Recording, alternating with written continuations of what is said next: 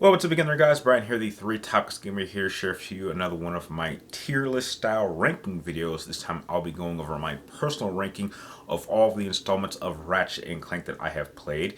Now, since it was recently announced that the next installment of the Ratchet and Clank series, which is called Ratchet and Clank A Rift Apart, which is set to release on the PlayStation 5 and come out, I believe, June 11th. That is probably going to be the first PlayStation 5 game that I play and review for my channel. I thought it would be cool to just go back throughout the entire series and rank all the Ratchet and Clank games that have been released from worst to best, or from best to worst, in my opinion.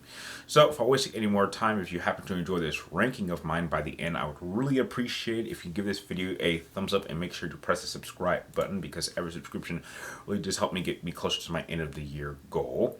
Now, before I get into my personal ranking, as we jump into the list starting now, I just wanted to get like the 5 games that I haven't played for fairly good reasons. So as you can see from the bottom here, the 5 that I haven't played is really just the mobile versions of Ratchet and Clank Nexus and Going Commando, because why would I want to play the mobile games since I already own the console versions.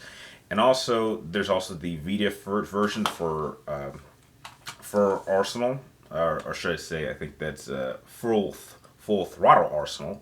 Or full throttle assault, sorry. Some of these things are really kind of hard to say. And then you have, Size Matters and then Agent Clank, which those are basically ports of PSP games. So, there was no reason to play the ports ones, which even I didn't know existed. So those are just the 5 that I haven't played. But heck, they're just smaller versions of games that I have already played on other platforms. So I'm actually going to start from the bottom up and go with the ones that I personally am not a fan of. So starting off with the very, very bottom, I have Size Matters, which came out on the PSP. The PSP was a really, really limited system. I'm not saying that the PSP didn't have good games, but there were some franchises that when you tried to port them onto the PSP, they didn't really translate very well, and I think Ratchet and Clank, or at least that particular Ratchet and Clank game, really wasn't all that great. I would then follow that up with All for Four, which pretty much was like a 4-player style Ratchet and Clank type of game. And if it's not in the traditional style, it probably wasn't something that was very appealing. But again, this was just an attempt for the developers to want to try to do something different than what they're used to. And in my opinion, it just wasn't that appealing to me, especially since it was a game that was meant to be played with 4 people, and I could never get 4 people to play with me, so I ended up always playing that game alone. And heck, even online, I couldn't get 4 people to play with me, so that was just a very underwhelming experience. And then I would follow that up with Full Throttle Assault, and I think I'll actually put that ahead of All for Four. And this was just a weird game because it was like you already have the pairing of Ratchet and Clank, and so why they thought it would be a cool idea to throw Captain Cork in there, I just thought it was very distracting. Now, don't get me wrong, Captain Cork can be a very funny character in small bits, but it is never an idea to have him be there the entire time. I mean, trust me, things can get very, very wild and annoying very, very quickly, and that is exactly what happened throughout my entire playthrough of that game. And it just kind of felt very cheap to me, so that's why I would put it in the didn't like spot. And I think those are all of the ones I personally was just not a fan of. Now, as we go into the okay tier, I'm actually going to put Agent Clank. It's almost very difficult to make a good Ratchet and Clank game with just one of them and have them be the primary focus. And I think, at least in Clank's position, I believe this is the only one of the mobile PlayStation or mobile Ratchet and Clank games I think actually works. Because Clank was very, very limiting. However, I think that for the platform itself, it actually kind of worked. The story itself was not all that great in general, but I think to just focus on Clank, who's a relatively small character and a very limiting character, and try to do the most with them, I think works for at least that platform. But again, it's not something that I would recommend that other franchises actually test out. I mean, I think if that game had come out on Vita, I would have placed it even higher. But the fact that it did come out on the PSP, a very limiting system, I think that is a good spot to place it. Next, I'm actually going to go with a title which I think is just ridiculous. Without question, this has like the worst title out of all the Ratchet and Clank games, and I'm gonna have to go with Ratchet and Clank Quest for the Booty. Why they picked that name, I have no idea. I know that when people say booty, they're talking about maybe treasure, but come on, really? Quest for the Booty? I mean, outside of the name, it was just a very, very straightforward Ratchet and Clank game. Now, don't get me wrong. There are some franchises, like I would say, like the first six God of War games, that have a very, very familiar pattern. I mean, when you play games like the first three God of War games, and then you also throw in Ghost of Sparta and Chains of Olympus and Ascension, aesthetically they all use the same type of gameplay, but they're able to do something that at least allows them to be a little bit different or try something new or add something.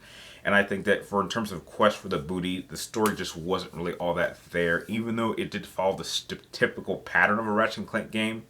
You need to be a little bit more of it, because at that point the franchise was just kind of felt like it was very, very rinse and repeat. And at that point, you need to really do something to add a little bit more life. And I do not think that at that point, Quest for the Booty, which, God, I hate saying that, just didn't really do it for me. So, though it is okay, it is without question the most underwhelming of the classic style of Ratchet Clank games that has come out to date. Now, the rest are just liked and then enjoyed, because I would think Ratchet and Clank is probably one of the more consistently good franchises among the PlayStation exclusive franchises. But to be fair, all of them are that way. So yeah. On the liked tier, I'm actually going to go with Ratchet and Clank Nexus. I absolutely love the aesthetic. I love the structure. I like the weapon variety. I like the characters. I like the side characters that they added. I love some of the world designs. And it was just a very, very well made Ratchet and Clank game. And I thought the idea of using the Nexus element I thought was very, very cool.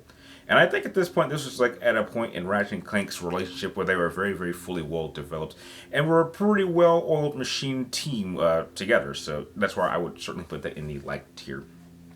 However, below that, I'm actually going to put Ratchet Deadlock. Now, this was an example of doing something very similar to Special Agent Clank, but this came out on the console, and I actually think having Ratchet have these kind of like giant mechanical AI buddies with them was an interesting take.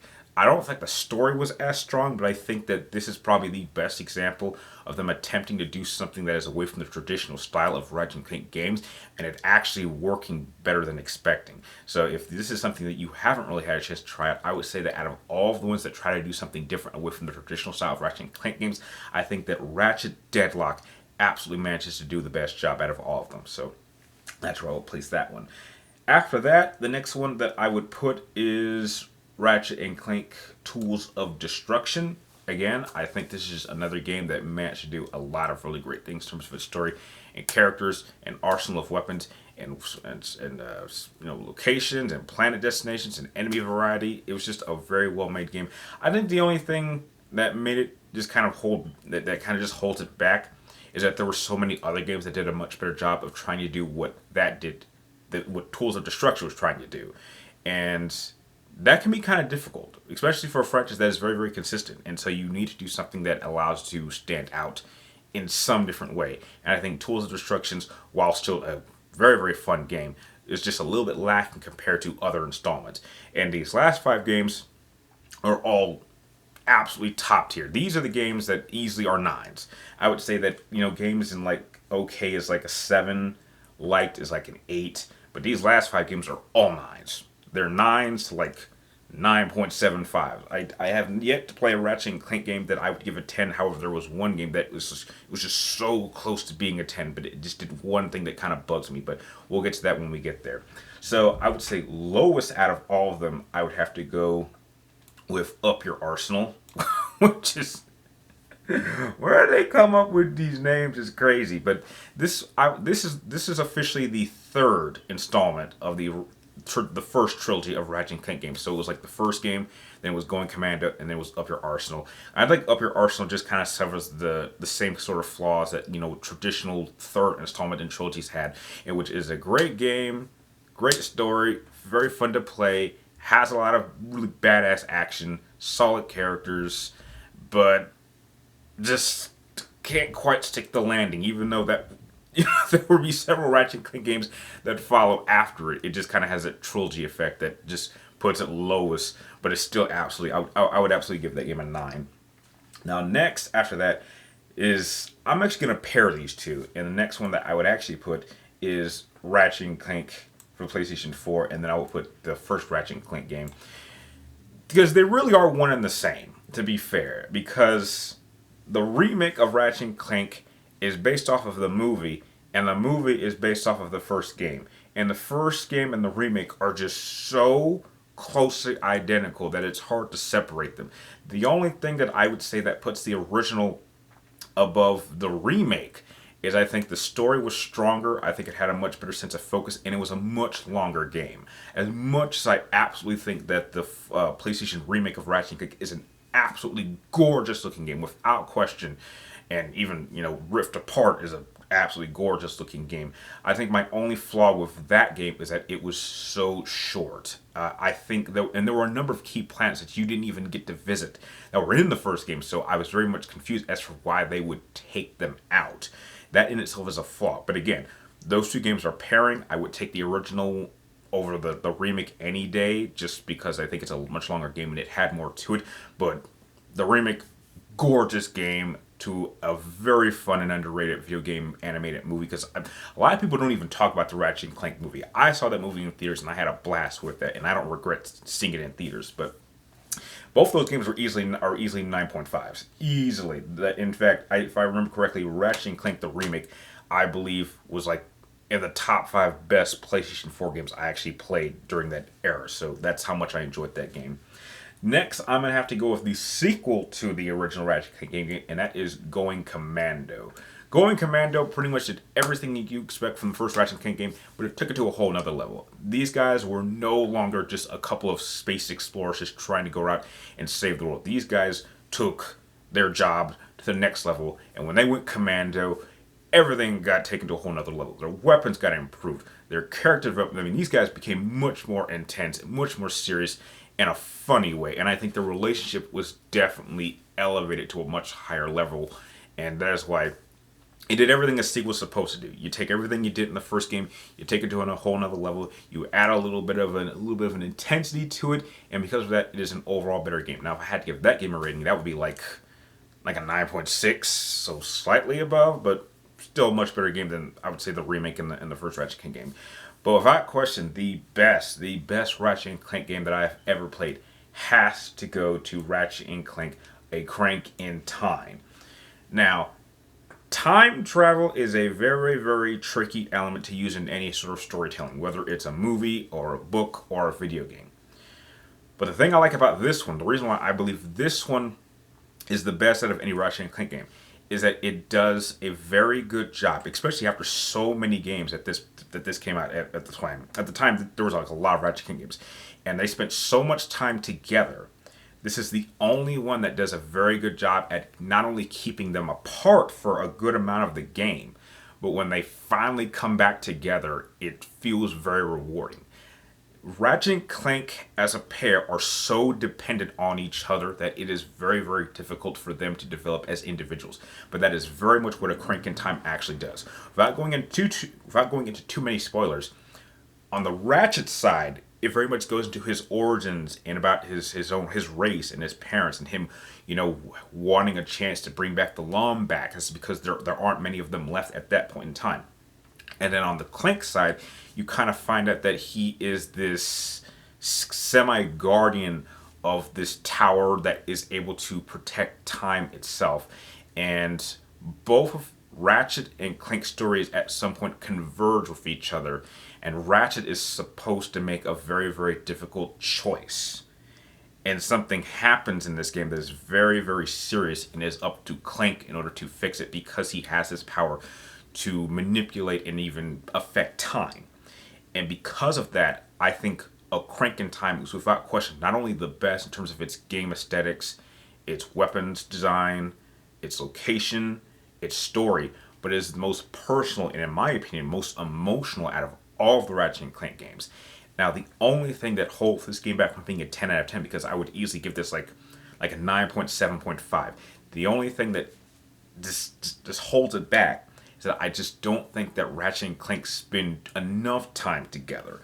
By the time they finally are reunited, the game is almost just about over.